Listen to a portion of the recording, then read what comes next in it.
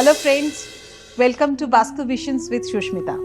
সুস্মিতা ভট্টাচার্য বলছি এবং আজকে যেটা নিয়ে বলবো সেটা কিন্তু আরও ইম্পর্ট্যান্ট কিছু কথা এবং আপনাদেরই কিন্তু প্রিয় কথা। তার কারণ হচ্ছে আপনাদের মধ্যে অনেকেই রয়েছেন যারা আবার আমাকে জানিয়েছেন যে আপনাদের জোডিয়াক সাইন নিয়ে এখনো পর্যন্ত শুনতে পাননি।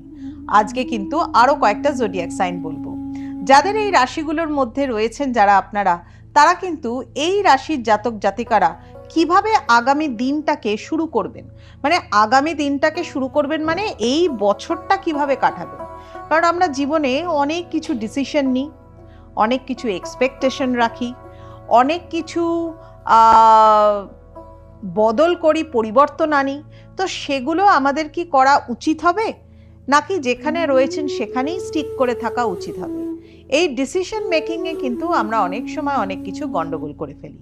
অ্যাস্ট্রোলজির মতো একটা সাবজেক্ট কিন্তু আপনাকে একটা গাইডলাইন দিতে পারে যে আপনার কি করা উচিত, আপনি কিভাবে এগোবেন আগামী দিনগুলোতে। তার জন্য কিন্তু অবশ্যই আজকের অনুষ্ঠানটা, আজকের এই এপিসোডটা পুরোপুরি ভালো করে একটু মন দিয়ে শুনতে থাকুন। আজকে আমি কিন্তু এই এপিসোডে আপনাদেরকে বলবো যারা মকর রাশির জাতক, অর্থাৎ যারা ক্যাপ্রিকর্ন, যারা কুম্ভ রাশির জাতক, যারা অ্যাকোয়ারিয়াস এবং তার সাথে সাথে যারা পিসেস অর্থাৎ মীন রাশির জাতক যারা রয়েছেন তাদের। প্রথমেই একটা কথা বলি, যারা মকর রাশির জাতক বা জাতিকা তারা এটা জানেন যে 7.5 কেটে যাচ্ছে।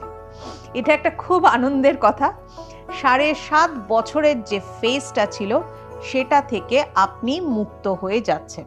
অর্থাৎ 7.5-এর এই যে ফেজটা, এই ফেজটা থেকে যখনই আপনি কেটে যাচ্ছেন তখনই কিন্তু আপনার জীবনে অনেক পরিবর্তন। তবে জানেন তো, যারা মকর রাশির জাতক জাতিকা তাদেরকে একটা কথা বলবো, এই গত 7.5 বছরে কিন্তু অনেক কিছু শিক্ষা পেয়েছেন, অনেক কিছু জানতে পেরেছেন, জীবনকে অনেক কাছ থেকে দেখতে পেয়েছেন, জীবনের বাস্তবতাগুলো কিন্তু সামনে এসেছে। অনেক এক্সপেকটেশন আগে রেখেছেন যে এক্সপেকটেশন কিন্তু আপনার রাখাই উচিত হয়নি। আবার অনেক ডিসিশন অনেক কিছু নিয়েছিলেন যেগুলো হয়তো ভুল ভ্রান্তি হয়ে গেছে। সব কিছু শুধরে একটা পরিষ্কার শুদ্ধ মানে মানুষ হিসাবে যেন আবার নতুন করে শুরু করতে চাইছেন বা চলেছেন। তার কারণ হচ্ছে স্যাটার্ন অর্থাৎ 7.5 আমাদেরকে কিন্তু জীবনে এরকমই কিছু পথ দেখায়, কিছু পরিবর্তন আনে, কিছু ডিসিশন দেয়, কিছু আপনাকে শিক্ষা দেয়, দিয়ে তৈরি করে যে আপনি প্রকৃত কি, আপনার কি করা উচিত।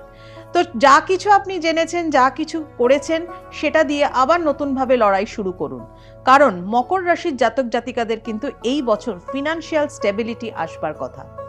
অনেকের হয়তো প্রফেশনাল দিক থেকে অনেক কিছু প্রবলেম ছিল, দেখা যাচ্ছিল হয়তো আপনার মানে কেরিয়ারের দিক থেকে অনেক প্রমোশন হয়তো আটকে গিয়েছিল, সেগুলোও কিন্তু ফুলফিল হওয়ার সম্ভাবনা রয়েছে এই বছর। চেষ্টা করুন, যদি আপনার তরফ থেকে আপনি 100% চেষ্টা করেন, সময়ও কিন্তু আপনাকে অবশ্যই সাথ দেবে। একটা ফ্যামিলি বন্ডিং, একটা রিলেশনশিপ, এগুলোরও কিন্তু জন্য খুবই ভালো সময় আপনার জন্য।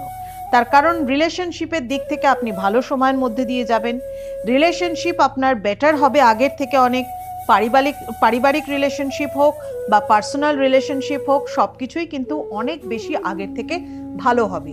অনেক ভালোভাবে মাথা ঠান্ডা করে নিজের কাজ করতে পারবেন। যারা ব্যবসায়িক রয়েছেন তাদের ক্ষেত্রে বলবো মোটামুটিভাবে জুন জুলাইয়ের পর থেকে আরও বেটার টাইম কিন্তু আপনার জন্য আসছে।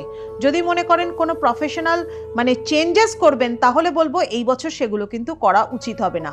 কারণ যেখানে আছেন সেখান থেকেই কিন্তু অনেক কিছু গেইন করবার সম্ভাবনা আপনার জন্য এই বছর আছে। তাহলে যারা মকর রাশির জাতক জাতিকা তারা কিন্তু অবশ্যই মানবেন স্যাটার্ন আপনাকে কিছু দিয়ে গেছে, কিছু ভালো কিছু, সেটাকে আরও ভাবে ফ্লারিশ করতে হবে আপনাকে। এবার চলে আসি অ্যাকোয়ারিয়াস অর্থাৎ কুম্ভ রাশির জাতক জাতিকা। যারা কুম্ভ রাশির জাতক জাতিকা তারা এমনিতেই কিন্তু একটু ধীর গতি হন, একটু ধীরে চলতে, ধীরে সুস্থে এগোতেই কিন্তু তারা পছন্দ করেন। যেমন তাদের মধ্যে অনেক কিছু থাকে, ভালো খাবো, ভালোভাবে ঘুমাবো, ভালোভাবে থাকবো, ঠিক এই ব্যাপারগুলো কিন্তু অ্যাকোয়ারিয়াসের মধ্যে ভীষণভাবে থাকে। যারা কুম্ভ রাশির জাতক জাতিকা আছেন তারা একটু মিলিয়ে নিন। হ্যাঁ, এগুলো আছে, কিন্তু সব সময় এগুলোকে গুরুত্ব দিলে, প্রায়োরিটি দিলে কিন্তু আগের জীবনটা, ফিউচারটাকে আপনি স্ট্রং করতে পারবেন না।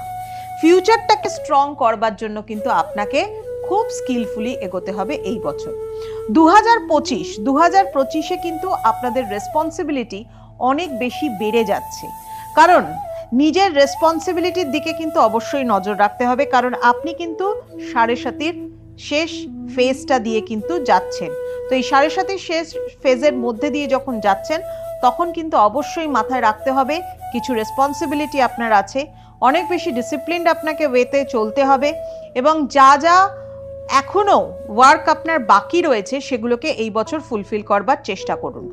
কিছু হেলথের ইস্যু আসতে পারে, যেমন হচ্ছে চোখের সমস্যা।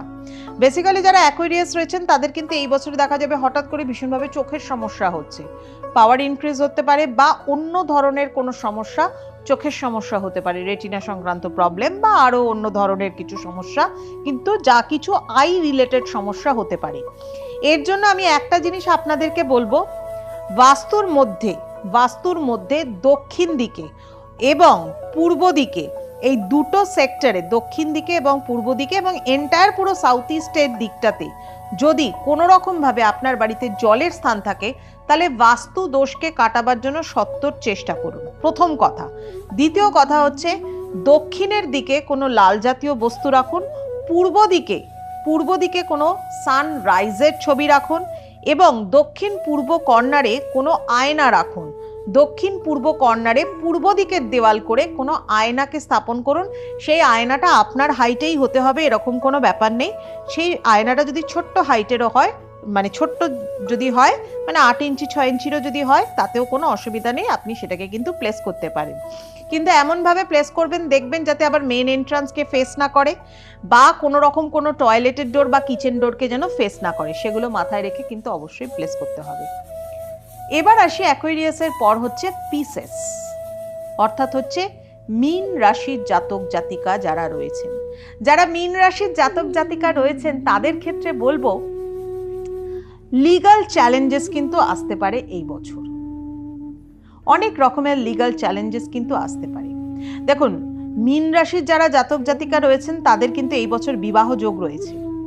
অনেক দিন ধরে হয়তো অনেক কিছু আটকে যাচ্ছিল, বিয়ে হচ্ছিল না, বা বিয়ে হতে গিয়ে বাধা হচ্ছিল, প্রবলেম হচ্ছিল, সেই প্রবলেমগুলোকে কাটিয়ে এই বছর বিয়ের যোগ কিন্তু প্রবল রয়েছে। যারা চেষ্টা করছেন তারা কিন্তু এই বছর ফুলফিল হবেন বা সাকসেস হওয়ার সম্ভাবনা কিন্তু রয়েছে। সে জাতকও হতে পারে, জাতিকাও হতে পারে। মীন রাশির ক্ষেত্রে বলবো 7.5-র মধ্যে দিয়ে কিন্তু এটা আপনাদের ক্ষেত্রে একটা ভালো কিন্তু সময়, বাট খুব সাবধান হবেন। লিগ্যাল কিছু চ্যালেঞ্জেস, লিগ্যাল কিছু ইস্যুস কিন্তু ক্রিয়েট হতে পারে।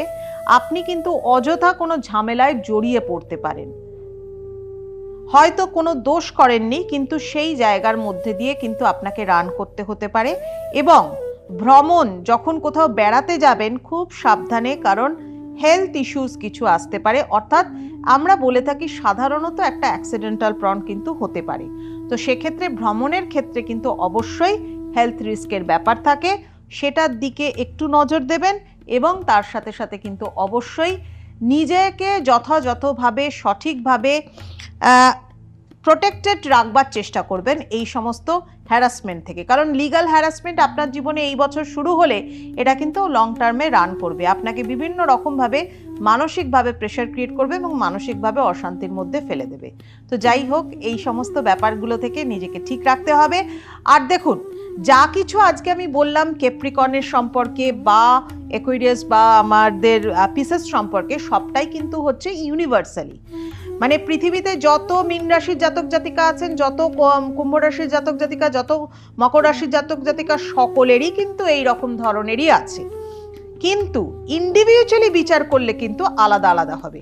কারণ একজন মানুষের বিচার হয় ইন্ডিয়ান অ্যাস্ট্রোলজিতে খুব সূক্ষ্মভাবে, তার বিচার হয় শুধুমাত্র জোডিয়াক আর অ্যাসেন্ডেন্টের ওপর নয়, কনস্টিলেশনের ওপর হয়, নাক্ষত্রিক বিচার হয়, এবং তার সাথে সাথে কিন্তু ডিগ্রির বিচার হয়। তো যাই হোক, জানতে হলে অবশ্যই কিন্তু ফলো করুন, বা মানে আমাদের এই পেজটা, ইউটিউবের এই পেজটা বাস্তু ভিশনস উইথ সুস্মিতা, এই পেজটাকে সাবস্ক্রাইব করুন, বেল আইকনটাকে প্রেস করুন, প্রতিদিন নোটিফিকেশন পান, প্রতিদিন জানতে পারবেন নতুন নতুন তথ্য, সেটাকে জীবনে অ্যাপ্লাই করতে পারবেন। আর যদি কিছু জানবার থাকে, যদি কিছু আপনাদের বক্তব্য থাকে, সেগুলো কিন্তু কমেন্ট বক্সে অবশ্যই কমেন্টস করে আমাকে জানাবেন। আমি চেষ্টা করব আগামী বিভিন্ন এপিসোডগুলোর মধ্যে সেগুলোকে বলবার। একটা কথা ছোট্ট করে বলে দিই, আপনারা কমেন্টস করলেই যে পরের এপিসোডে আমি সেটা নিয়ে বলছি এরকম কিন্তু ভাববেন না, কারণ সুস্মিতা কিন্তু ভীষণভাবে নিজের রেসপন্সিবিলিটিটা মেনটেন করে বলে কিন্তু আপনারা যা কমেন্টস করেন সেই কমেন্টসগুলোকে আগামী এপিসোডগুলো মধ্যে আমি বলি। তার মানে এই নয় যে পরের এপিসোডটাতেই বলবো, মানে আপনার কমেন্টস করবার পরেই যে আমার শুটিংটা হয়ে গেল তা কিন্তু ভাববেন না।